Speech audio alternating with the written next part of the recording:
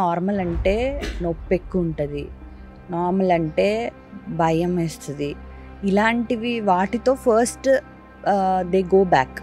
Okay, first proper counselling ఒకటి. Second ఎంత important అంటే వాకింగ్ ఎక్సర్సైజెస్. ఎందుకంటే మన ఇండియాలో 70% women don't do any walking exercises prior becoming pregnancy. అంటే వాళ్ళు హౌస్ హోల్డ్ వర్క్స్, ఆఫీస్కి వెళ్ళడం అన్నీ చేస్తారు, but they don't give importance to yoga, walking, anything. ఈ రోజు వస్తారు కదా, సో ఒక 20 to 30% మాత్రమే యాక్టివ్గా ఉంటారు. సో వాళ్ళని నేను చూసినప్పుడు ఆ 20-30% కూడా ఇవన్నీ చేస్తారు కదా, దే థింక్ లైక్ బక్కగా అవ్వడానికే చేస్తున్నారు, మనకెందుకు ఫిట్నెస్ అనుకుంటారు. So what happens is where is the fitness.